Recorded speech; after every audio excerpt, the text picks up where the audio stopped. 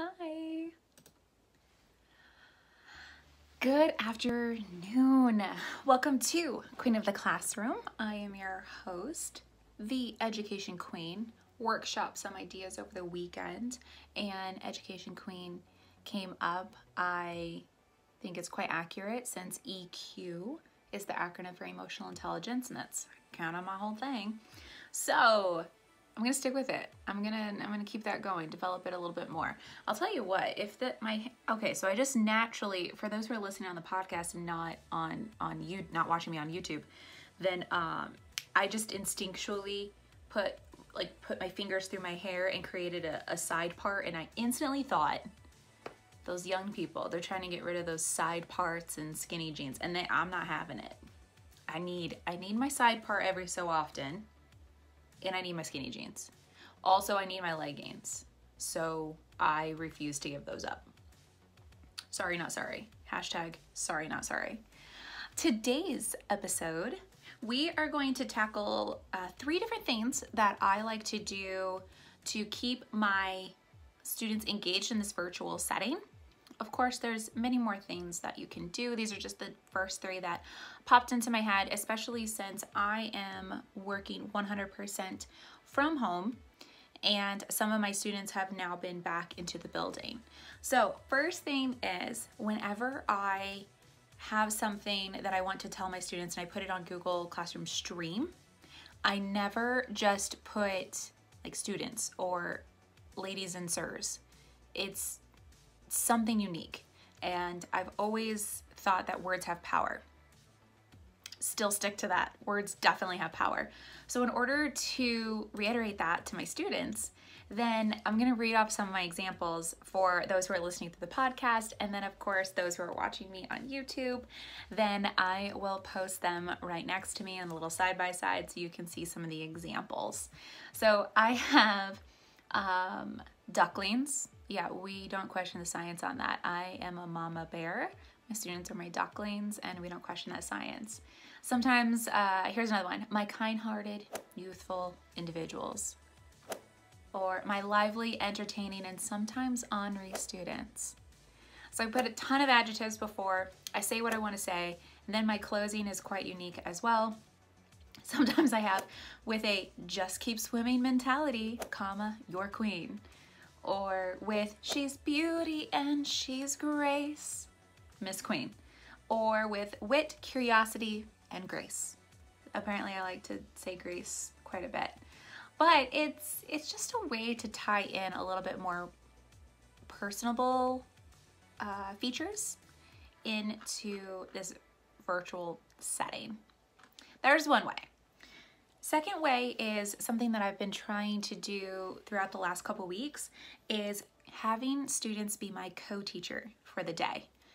And I've tested it out with no red ink with one class so far, with my 6th period, and it has worked beautifully.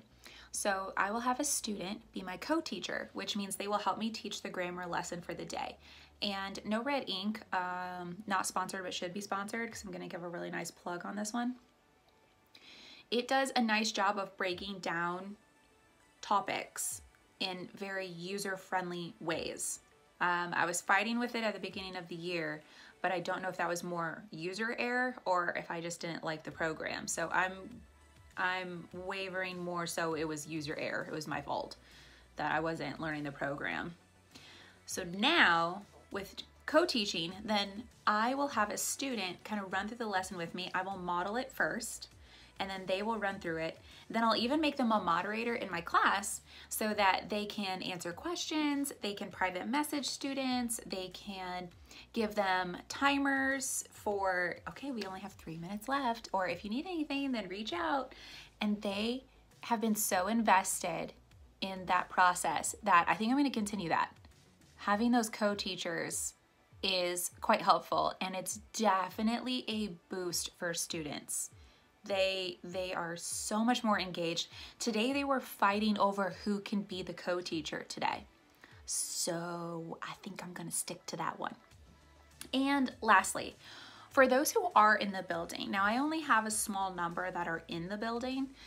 then they are in the library right now with a classroom monitor. And I'm very, very lucky and blessed that I have that opportunity to have a monitor in the library for me. So I know a few tricks about the library, and I will have who's ever in person be my library tour guide.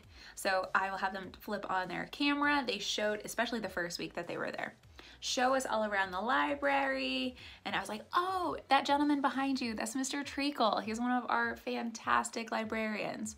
And if you see a blonde woman, that is our other phenomenal librarian. Her name's Miss Donovan. And then I tell them where my favorite room is in the building, which is where the laminator is located. I love the laminator. It just makes everything just so clean and crisp, and it can't bend or crease. It's, oh, love the laminator.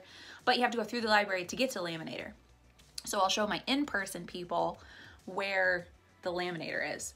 Then, this is probably the biggest secret of all. I tell my in-person students where the hidden outlets are in the library. So if they ever need a little quick charge, or they forgot to charge the night before, then they know where to sit in the library in order to get that outlet. And during staff meetings, those are always the first seats taken. It's the ones that are by the outlet. So I thought I'd give the students a little leg up on that. Okay, I think that's it for today. I know that there's so many other ways to get those students engaged in a virtual setting, especially since I'm not in the building, but these are just a few ones that I use. If you, students, teachers, anyone in the comment section below, if you think of some other strategies that I can start implementing, I never mind trying something new. Even if it means we fail, then we're still growing through the failure process. So if it's something that's feasible for me to tackle, then I will certainly give it a try. So if you have any recommendations, then feel free to put that in the comment section. And if you are already not subscribed, then I have been sitting at that same number for quite some time now, and I want that number increased. So please like, subscribe, comment, all, you know, what all the cool kids are saying nowadays, like do all those things. And for my podcasters who are listening, then I just recently got picked up by Apple Podcasts, and I'm so stoked. So Spotify, Anchor, Google, Apple, I'm everywhere, and I could not be happier. So please follow along on this journey. Have a fantastic day. Make smart choices. Be kind to one another. Bye.